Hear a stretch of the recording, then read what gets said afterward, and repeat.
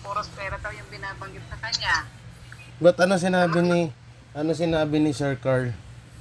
Ano daw, meron daw babae na sinisiraan daw ako, yun daw mga sinabi ko sa ano, inano ko daw sa Facebook, sabi ko gano'n, hindi mo kasi naiintindihan. Pati nga yung sa side ng in-laws mo, sabi ko, siyempre yung nagagalit, sabi ko ganyan na nag-ano ko sa social media, sabi ko, para matulungan lang kita. Kasi hindi na i-provide. Ano daw sinabi nung sponsor? Hindi ko maintindihan kasi German salita nila. Oo, sabi daw ganyan, nilalason daw yung utak niya na kaya ko lang daw siya tinutulungan kasi interesado daw ako sa pera niya, Diyos ko po. Sabi ko, Jay, alam mo kung interesado ako sa pera mo, hindi bali na, magpapakasal na lang ako doon sa Canada na inirereto sa akin na ang daming bahay sa Canada, laki ng pension, sabi kong ganun sa kanya. Kung pera yung tinitingnan ko sa'yo. Sabi ko, sa awa ko sa'yo, dahil ang tagal nating, siyempre may pinagsamahan kami, mahaba, 7 years. Bago pa yan dito, Di mo tinanong kung anong pangalan nung ano, nung kausap? na yun lagi raw nasa kakausap nyo rin daw yun. So sabi ko, Tanungin ko nga mamaya. sabi ko, i-block mo na lang ako, sabi ko Jay, i-block mo na lang ako kung sigurado kang company, pinagkakatiwalaan mo sila. Sabi ko ganyan. Pero sabi ko kami ni Jay, sabi ko totoo kami, Pilipino kami. Pero alam mo ang ugali ng German. Kasi Jay, alam mo ang ugali ng German, mga mukhang pera yan. Bali ano po? Bali tawag dito yung nakausap ni Sir Carl. Yung yung German. Oo, German yung salita nila. Nakalitira daw sa Germany. Ah. Nakatira sa Germany. So ngayon, ang ano niyan, Jay, siyempre tayo, alam natin yun, siyempre Pilipino tayo eh, alam natin sa atin. Opo. Sila ang mga German, nakilala mo lang yan through chat lang, di ba? Or through comment siguro, di ba? Ingatan natin si Kylie. Ako sa totoo lang, matagal na ako yan. Sinasama rin ako nila Ellen sa Germany. Kung talagang gusto ko talaga, matagal na. So 2015 pa, 2015 pa. Naapat talaga ako dyan sa matanda kasi talagang hindi niya kayang mabuhay. Wala siya kakayang mabuhay. Yung sabi, sinisiraan daw ako nung babae. Sabi ko, sinong babae yun? Hindi na lang siya tumulong kung tutulong siya. Nakita mo yung tinulong ko sa'yo. Sa akin, sabi ko, i-block mo ko kung ayaw niya akong makipag-contact sa'yo. Bakit iniisip ba niya? Interesado ko sa magiging pera mo. Sana noon pa. Sana na lang kita tagpunta tayo doon sa Germany, tayo na nag-ayos ng pera mo. Ba, napakasimple, Jay? Sino kayang sponsor yun? Take note ha, pag-aralan mong mabuti. Napakasimple. Kung interesado ako sa pera niya, byuda ako eh. Patay ang asawa ko, di ba? Kaya ko yung pakasalan at pumunta kami ng Germany, ura-urada. Manghiram ako ng pera dyan kay Ellen. Pero hindi ko ginawa. Kasi unang-una, nire-respeto ko rin yung mga anak. Siyempre, kaya nga ilag na ilag ako sa social media, di ba? Kasi yung in-laws ko, iba ugali. Diba? Ngayon, huwag naman sasabihin na nilalason daw yung utak niya na interesado daw ako sa pera niya, kay inano daw yung sa social media, hindi raw totoo yun. Sabi ko, itatanong ko nga kay Jay kung sino yun. Kasi kung mag-iingat tayo dyan, Jay, alam ko, kung mag-i-sponsor man sila, madaling mag-sponsor. Pero baka iniisip nila, malaki kasi ang kapalit. Once na sinalo nila yan doon, pwede kanyan sila i-block. Pwede niya yan tayo i-block. At pwede na lang i-hold si Carly o ang cellphone ni Carly. Tandaan mo. Kasi si Carly, hulyanin na. Wala na yung magagawa. Diba? Kailangan ingatan natin siya, mahalin natin siya, at pabalikin diyan sa bahay mo. Gets mo? Hindi, kung naman, sa pagmamahal kay Sir Carl, number 1 naman ako dyan, no? Nakita ko. Kaya lang nga, siyempre, yung nilalason daw talaga yung isip niya. So sabi kong ganyan, ikaw bahala ka. Sabi ko, si Jay, okay Sino kayang sponsor yun? Eden yun? Hindi kaya yung Eden? Eden? Ay, hindi niya naman nakausap si Eden eh.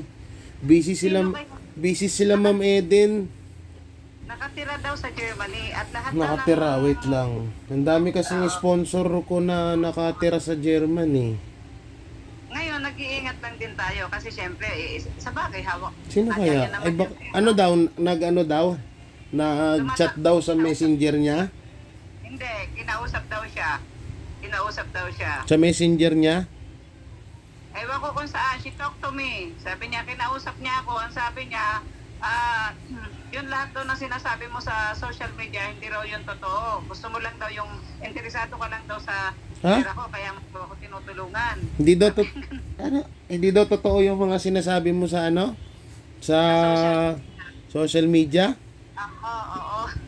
Sabi ko, Mga ano daw, mga anong sinasabi mo daw? yun daw mga tulong na ginagawa ko, kagaya daw yung mga, Diyos ko, hindi ba totoo na pumunta kami kay Tulfo? Sira ulo ba siya? Hindi ba totoo na binubuhay ko siya ng mahabang panahon? Diyos ko naman. Sabi ko, ang grabe naman yung mga yun, tumutulong, pero nang bibrainwash, sabi ko, isaksak ko sa baga nila yan, pati yung pera niyan, hindi ako interesado dyan, Jay, gusto ko lang yung matulungan sa totoo lang. Kung foreigner at foreigner lang din ang pag-uusapan, marami tayo niyang mga pwedeng maging kaibigan. Hindi yung ganyan na liit-liit ng pensyon yan, ba't lalasunin nila? Diyos ko, kung gusto ko ng foreigner, dito nasa malaki ang pensyon at saka doon nasa alam ko na yayaman ako, di ba? Sino yayaman dyan sa ano na yan? Tinutulungan lang natin yan. Masyado silang mapanghusga, alam mo yun? Nasasaktan ako kasi hindi nila alam yung ginawa ko dun sa tao na tulong. Kung makapagsalita sila sa akin, wagas. Diyos na yung bahala talaga. Tumawag ka pala kanina. Oo, kasi nga, sabihin mo dyan kay Carly, huwag kang maniwala sa kanila kasi mga estranghero lang yan. Kailangan lang natin sila kausapin kasi pagpalagyan natin mag-i-sponsor sila. Pero sabihin mo, sino yung totoong tumutulong? Ikaw, di ba? Baka mamaya mo, pagdating niyan doon, i-block yung cellphone niya o kuhain. Ikaw hindi ka na rin makakontak sa kanya. Pati ikaw, ano na rin nung sinasabing tumutulong na yon. Ibang ugali ng Hindi, German. basta ako, kapag nakauwi na yan si Sir Carl at nandun na yan, kung hindi na siya magparamdam sa akin, wala na akong pakialam doon, at least natulungan ko siyang makauwi. Hindi nga natin alam kung kinakawawa siya doon or ano yung magiging buhay niya doon o itapon siya sa home for the aged, kuhain yung pension niya, di ba? Natin alam So, ang sa akin lang, ikaw, nasa sa'yo yan. Sabi ko, ikaw, tinutulungan ka namin. Pero kung... Sa akin daw, wala daw sinasabi yung sponsor. Ayun, inaano nga raw yung mga Pilipino, wag na magtitiwala sa mga Pilipino. Pilipino tayo Sabi ko, sira ulo pa lang Pilipino nga ang tumutulong sa iyo Tapos sisira niya yung Pilipino. Hindi magsama-sama kayo mga ibang lahi, kayong sasama ng ugali. Tayo na yung tumutulong, tayo pa yung masama. Alam ko na yung mga ano na yan. Bali sinasabi, hindi daw kayo nagpunta kay Sir Rafi Tulfo gahapon. Basta yun daw mga sinasabi ko. Ano naman, di ba may form? Oo nga, ano yun? Hindi, at saka talagang may video ako dyan na nasa loob kami ni Rafi Tulfo. Isisend ko yan sa'yo. Tapos Pasin nga para ma-edit ko na yung video kahapon. Oo, pero yan sila kasi kung halimbawa kaya nga kinausap kita kung halimbawa makikipagkampihan sa kanila, iba ugali ng German, napakasama ng ugali ng mga German. Mababait sila pero yung ibang German mga greedy yan. Mga wise sila kahit yan si Carly, tingnan mo halimbawa ikaw may hawak ka ng ATM na sigurista yung mga yan. Skala mo ba? Sigurista yung mga yan. Ako lang talaga nagtsaga lang ako kasi wala naman yung tutulong sa kanya Wala naman talaga.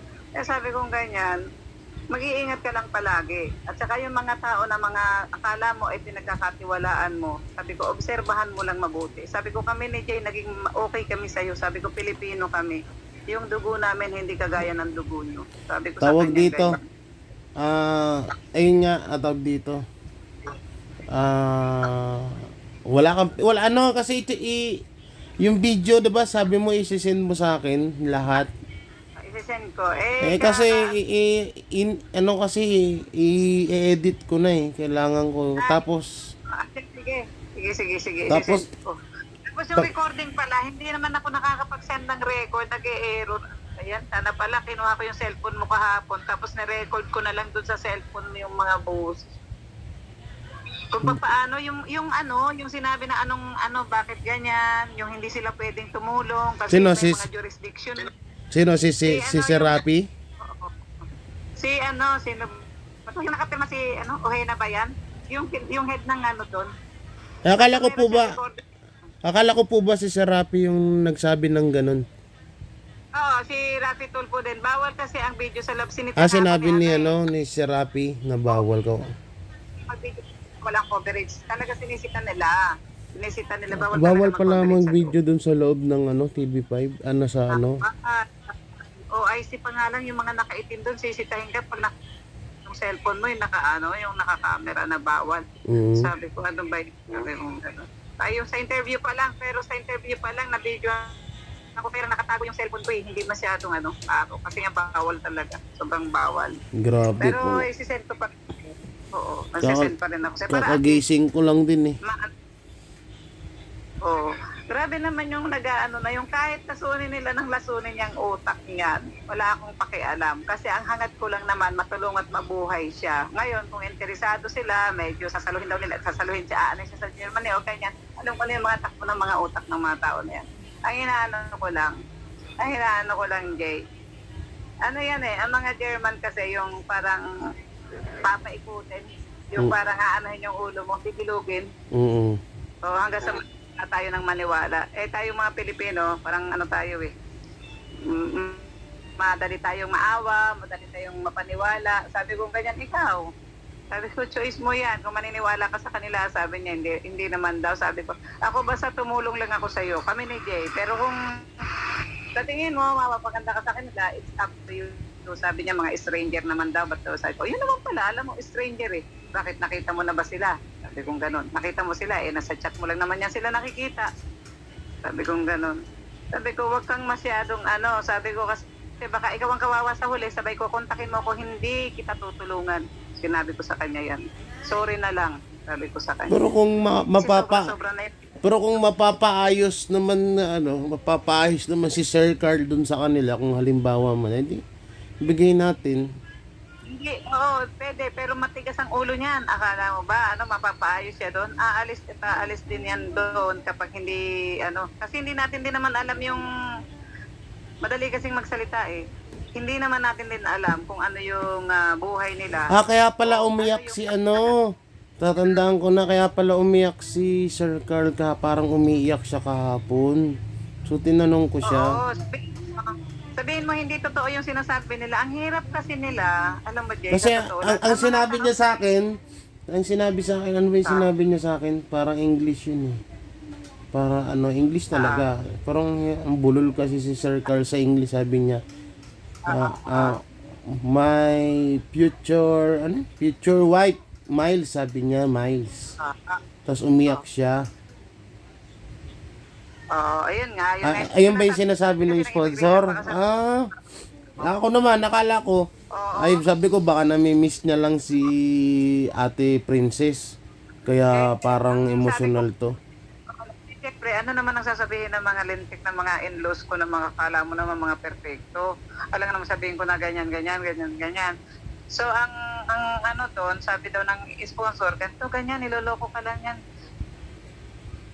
Kung gusto nilang tumulong at wala silang interes sa isang tao at gusto lang nilang tumulong, huwag na silang manira ng iba't iba. Logic. Diba? Nasaan ang theory? Iisipin mong mabuti. Diba? Hindi naman tayo bobo eh.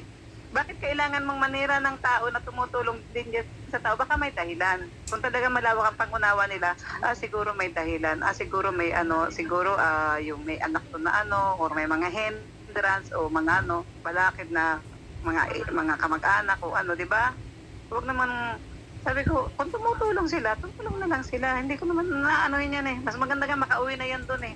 At for good na siya doon, huwag na siyang bumalik dito kasi, Diyos ko, tinutulungan na nga natin, tayo pa lumalabas na masama.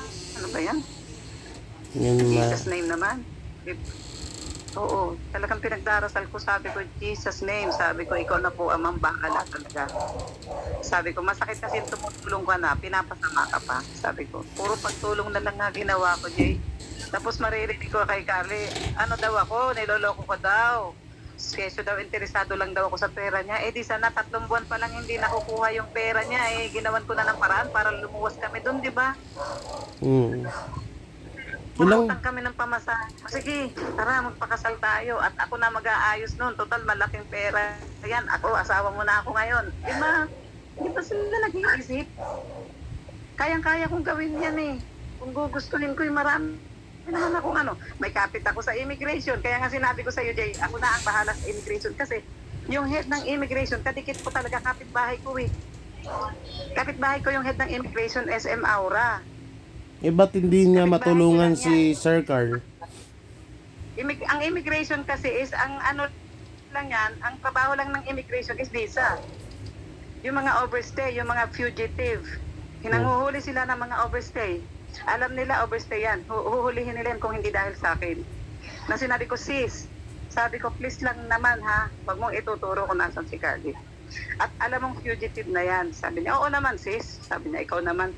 Sabi ko, ayusin mo yung visa ni Carly. Hindi kita muna babayaran kasi wala pa ako pambayad. Oo, ginagawa yan ng immigration.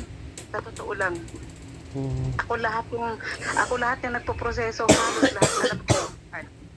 Ang laki ng gasto sa visa niya, pero napapalusot ko yan sa immigration kasi nga, may kapit ako dun sa loob. Friend ko kasi, as in matalik na kaibigan ko yun. Kapit Diba? bahay lang namin. Ang akin lang, bakit baka pwede niya kamong tulungan si Sir Carl. Ang immigration kasi ano, Jay, ang hawak lang nila visa. Halimbawa, ikaw, Visa lang. yung foreigner, nag-overstay dito, hindi makaano ng visa. Yun ang hawak na immigration. Hindi yan ang nakakatulong. Kaso ni Carly, embassy talaga, embahada. Embahada. Kasi, embahada talaga. Kasi ang immigration, Pilipinas yan eh. Mga Pilipino ang nagtatrabaho yan. Nanguhuli sila ng mga nagsisindikato na foreigner, mga Chinese na nag-aano ng droga dito sa Pilipinas, mga pumapasok sa Pilipinas na walang visa, yung mga nagninegosyo na walang business permit na mga foreigner. Yan ang trabaho ng immigration. So sabi nung kaibigan ko, sis, ang gagawin natin diyan, kinuhaan nila yan ng NBI. Yung kaibigan ko mismo sa immigration na hindi yan pwedeng makakuha ng NBI kasi overstay siya.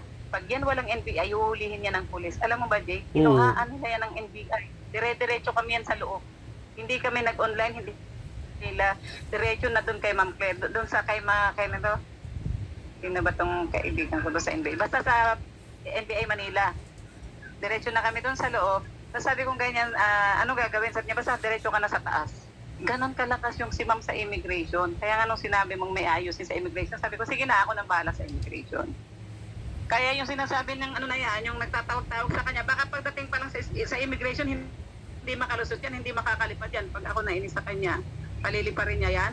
Sabi ko, sis, sabihin ko, ayusin mo, tingnan mo, kalkalin mo yung kapit ng tao na yan, ba't nila paliliparin niya ng ganyan-ganyan na lang yan. Diba? Hello? So wala nang pag-asa sa immigration, ate. Ano na? Wala nang pag-asa sa immigration. Wala tayong pag-asa sa immigration kasi ang hawak lang ng immigration yung visa ni Carly at alam nila na may kaso si Carly sa visa, overstay yan. Kung ako lang talaga nakikiusap na, sis ha, sabi ko, pag yan, nasa yung mga kamay ang ikaliligtas niyan, sabi ko, makukulong dito yan, sabi niya, magtiwala ka lang, kaya ako, ipapay natin yung yan, sabi niya na, release na yung NBI, sabi ko, sige, wala yung gastos, Jay, ako lahat ang gumagastos niya, nagsasabi, mukha ko lahat na, saka ako na lang babayaran, pati sa visa niya. Kahit sumama ka pa sa may Intramuros, Manila. Puros mukha ko lang ang nakabalandra doon na ang dami kong utang. Hindi ko yan sinisingil kay Carly kasi ayaw ko siyang makulong. Pag na-deport yan, hindi na yan makakabalik dito. Ban yan sa Pilipinas. Opo. Tatapon yan sa corporate agent. At gobyerno ang makikinabang sa pensyon niya at siya pakakainin na lang na kung ano na lang maipakain sa kanya. Kung anong pwedeng... Alaga siya ng caregiver. Ha? Kung ano pwede ipakain. Kung ano lang, oo, hindi kagaya ng pag-aalaga mo. Kung ano lang, sisilipin o hindi, ganun sa kanila, may tapunan ng matatanda. Hindi uso doon na ang matanda, aalagaan ng anak. Hindi uso doon, may tapunan sila ng matatanda. Yun yung home for the aged nila, nursing home, kung tawagin. Kaya, yung sinabi ko nga doon sa kaibigan ko, kausap ko kanina sa immigration, sabi ko, sis, anong gagawin natin sa kay Carly? Kasi overstay na talaga, sabi niya. Sabi niya, nandito na yung NBI niya, sabi niya. Gagawin natin, ipa-file natin voluntary deportation para humingi ka ng sa embassy. Pag may papel na tayong hawak na ganito, iyan, wala nang magagawa ang embassy niyan. Sabi ni Sister Lynn, sabi niya, wala nang magagawa ang embassy niyan, kundi mag-release sila ng anong tawag ito? Indigent, certificate of indigency. Na walang pera si Carly, kailangan bigyan nila ng libreng ticket. Kasi immigration na ang papupok sa embassy. Kami kasi ng immigration halos magkapatid yan. Yun ang sinabi ni Sister Lynn.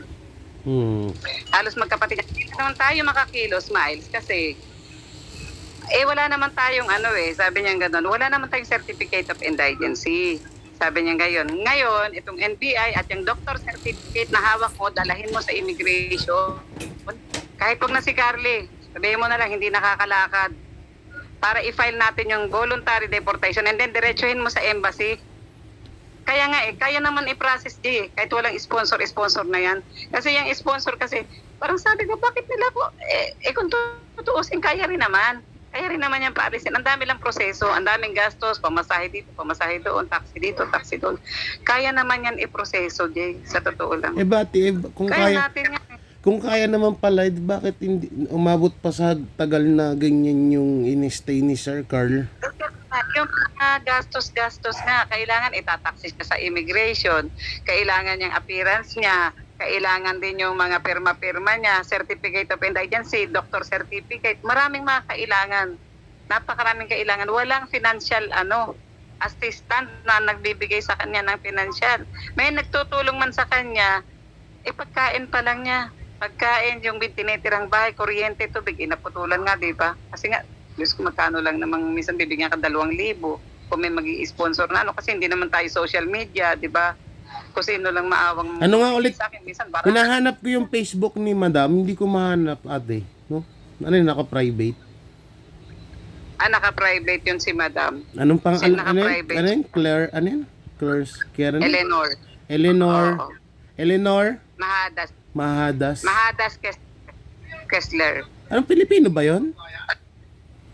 Pilipino yan. Asawa niyan Pilipino. Ang nangyayari, Eleanor Mahadas Kessler. Marami yung Pang foreigner yung apelido eh. Oo, German ang asawa niya. Nandito sa Pilipinas, sa Palawan. Si Manfred. Kilala ko rin yung asawa niya. Nandito yan sa Palawan niya sila. Iyan, 10 years na yung kilala ni Carly. Kaya yung mga nag-i-sponsor na yan, pagdating ni Carly ng Germany, pupuntahan pa rin yan ni Madam. Matitrace pa rin yan, kaya wala yan sila magagawa, Diyos ko po. Kasi parang nangyayari, nilalaso nila yung pabayaan. Hindi ba nila pabayaan kung ano yung nung matanda na yan? Ang bakit nandadamay pa sila ng ibang tao? Kung gusto nilang maging bida sila, hindi magpabida sila ng sa kanila, huwag na silang manira ng tao, di ba? Tinulungan, ang masakit doon, tinulungan na natin, tayo pa yung masama. Yun ang hindi ko matanggap. Ba't may may sinabi din daw sa akin? Hindi, ang sabi daw, huwag kang magtitiwala sa mga Pilipino.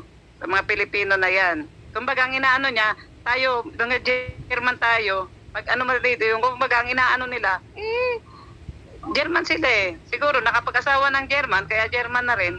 Minsan naman, ang Pilipino, makapag-asawa lang ng foreigner, mayabang na Sa totoo lang, kala mo mga kung sino na magsalita. Alam ko naman ang ini-interest nila dyan. Diyos ko, yung kapirasong pera na naipon doon sa Postbank na hindi niya alam na pagdating doon sa Germany, marami rin niyang utang na hindi niya binayaran, Jay. Hinahabol yan ng Germany. Kasi hindi yan nagbayad ng upa ng bahay niya sa Germany ng 6 months. Totoo yan. Pumunta yan ng Pilipinas, may utang yan doon. Kawawa lang talaga yung mga na yan, baka makarma lang sila yung naninira sa akin. Kaya sabi ko, hindi ako interesado sa pera niyan, baka magpunta nga niyan dito sa Pilipinas, zero yan Oo, kasi may utang yan. Kahit kausapin mo pa yung si Ellen, may utang yan na malaki sa Germany. Kaya nga nag-quit siya dyan pati yung ang franking kasi, yung tax, hindi niya na yan binabayaran kasi hindi niya na mabayaran. Kasi konti lang talaga naman yung pera niya. Hindi ko makasya. So sabi ko, ano ba yung sinasabi ng mga taong kumakausap dito? Hindi ba nila alam na yung kinakausap nila, nilalaso nila yung utak? Pulubi sa Germany din. Hindi rin naman, sa lansangan din niya natutulog doon, Jay. Kasi pinalaya siya ng kaibigan niya sa Germany. Ang ginawa niya, doon siya natutulog sa plaza. Kaya ang sabi niya nung kachat ko siya, nasa Germany siya, yung galing siya ng Pilipinas. Sabi niya, Miles, alam mo, ang ginaw-ginaw dito, salamat dito sa jacket na ibinigay mo Sabi ko, nasan ka? Nandito lang ako sa may, ang tawag nito, gilid. Kasi umuulan, dito lang ako matutulog. Kumakain ako ng hamburger kasi hindi kasya yung pera ko. Ganyan. Nawawa naman, no? Ganun siya dun. Ayun ang iniiwasan ko na mangyari na naman sa kanya. Kasi sabi ko, bakit nauubusan ka ng pera? Siningil kasi ako ng kaibigan ko dun sa upa, ilang euro yun, ilang 100 euro. Sabi niya, tapos may utang ako dun sa kaya ayaw ko na rin pumunta ng dun sa may aroma nga na inupahan niya. Tapos klinato ko kay madam, kay Helen, sabi ko, uy, marami palang utang niya si Carly dyan. Ay sis, hindi yan nagbayad ng ng bahay niya, sabi niya ganyan. Kaya ang nangyari nga, sabi niya, hindi na yan pwedeng magpakita dito. Sabi ko, talaga? Sabi niya gano'n, oo, totoo yan, hindi nagbayad. Pwede yan sa ibang lugar. Pero doon sa pinagpahan niya, hindi. Ang dami niyang utang sa totoo lang. Pabayaan mo na lang yun, te. Yung mga kausapin ko na lang si Sir Carl na wag magpapaniwala. Oo, kasi alam mo, sa totoo lang, siya rin yung kawawa eh. Siya rin talaga yung kawawa. Baka mamaya mo kontak-kontakin niya ako. Miles, I want to go to Philippines. Please help me. Hindi ko talaga yung re-replyan, Jay. Sa totoo lang, pag yung naniwala sila ng kasi sobra yung tulong na ginawa ko. Sa totoo lang. Alam ng Diyos, Jay. Alam ng Diyos yan. Napapabayaan ko yung anak ko dahil sa kanya. Wala naman akong... Sige ate, at papasa nung video te ha, kasi mag-edit ako. I-upload ko yung video na update sa sige. Doon sa i-upload. Oo, pati yung nakausap mo si Sir Rapi Tulfo. Oo. Sige, sala. Ayun. Kausapin mo yung yung babae ko, sino man yung kausap niya na hindi nyo kasi alam yung buong kwento. Huwag nyo na lang yung matanda. Kasi pag yan nagdesisyon at biglang yan na ganyan, ay bahala na. At nakausap niya si madam, wala, hindi na yan. Ayoko na makialam sa kanila. Sumasakit ang ulo ko sa kanila eh. Mas lalo ako. Labas ako dyan. Kaya nga, labas na lang tayo sa eksena. Bahala sila sa buhay nila. Pag ako nainis talaga, sasabihin ko kay Carly, sorry pero pag ako pasasakit, tumulong na ako, sorry. Iba-block talaga kita. Ganonin ko talaga yan. Kasi siya na yung tinutulungan eh. Ako pa yung lumalabas na masama. Akala naman ng mga tao na yun, interesado ako po. Diyos ko po. Hindi na nila ako kilala, Jay, kahit na lang asin. Hindi ako ganyan. Hindi ako kasi may karma yan. Na lang ng matanda eh. Diba? Opo. Sige, sisend ko na. Pasenda lang ng video te ha. Para ma-edit ko ngayon ko i-edit. Oo. Sayang nga, bawal kasi yung camera talaga sa loob. Bawal. Kaya nga ako, sabi ko ganun, sa tawag dito, bawal mag-video doon sa studio ni Rapi Tulfo ni Senator? Bawal, mismo doon sa may bawal mag-cover. Sinabihan ako kahit itanong mo kay Buknoy, yung tao doon, sabi niya, ma'am, bawal yan. Kilala ko yun kilala na ako nun. Sinita pa ako, bawal yan, bawal ang coverage. Kahit picture, wala, may picture ba kayo ni Sir Rapi? Wala lang, gusto ko sana i-thumbnail. Bawal din. Oo nga eh. Bawal din, te? Oo nga. Pati picture? Bawal. Yung cellphone ko eh, bawal. Titignan ko yung mga, ko rito ha. Pero meron ako mga ebidensya nasa loob kami diyan sa may kay Tulfo. Ano ba naman sila? Sige. Di ba nag-send pa nga ako sa'yo na doon pa nga lang sa labas nag-send na ako sa'yo ng video eh. Opo. TV pa. Hindi, sa loob sana, para maganda. Yung mismong makakaharap niya na si Sir Rapi, ni Sir Carl. Pinag-wheelchair ba si Sir Carl sa loob? Sana pinag-wheelchair. May wheelchair siya dito, yung si Ma'am Lani Cayetano. Hindi, doon sa TV5. Ay, wala. Kasi nakakalakad pa naman siya. Dito sa munisipyo, medyo nanghina na siya. Sabi ko, pengin ako ng wheelchair, sabi ko. Tapos sabi nung wala pa siyang wheelchair. Sabi ko, wala eh. Sabi niya, sige, bigyan natin siya ng wheelchair. Kaya lang may pipil-upan kayo na form eh. Sabi ko, sige, na yung form. Tapos pwede nyo nang i-forward dito para ma-release yung wheelchair niya. Kaya mabait nga ng mga taga-munisipyo eh. Sabi ko, mabuti naman. Kaya yun, asikasuhin mo pa na lang din yung wheelchair, yung papel. Sasagutan ng mga requirements. Ayun, sumasakit ang ulo ko sa kanya. Diyos ko, hindi ba niya nakikita yung lahat ng effort ko na... Yan na lang yan. Sige te, at mag-edit na lang ako. Pakisenda lang te yung video. Salamat. Oo, sige. God bless. Ingat dyan. Oo nga eh. Sige, ingat, Jay. Te, sige, sige. Digital lang karma talaga. Digital yan. Grabe sila. Sige, Jay. Ah. Grabe guys, no? Ganon. Grabe. Tingnan ko nga kung naka-play. Okay, naka-play. Tingnan ko. Ayan. Grabe. Legit ang ano daw. So, yan na. Ang daming video dito na naka-inbox sa mga kasinungalingan niya ni... Ewan ko kung anong mapapalaan niya nga ano yan. Ay, naku po. Kayo na lang bahala umusga kung totoo yung sinabi niya kasi nakausap namin si Sir Carl. Hindi naman daw sila pumasok sa loob ng TV5 at hindi nila nakaharap si Idol Rapi. So, yun. Bahala na. Bahala na kayo guys. Bye-bye.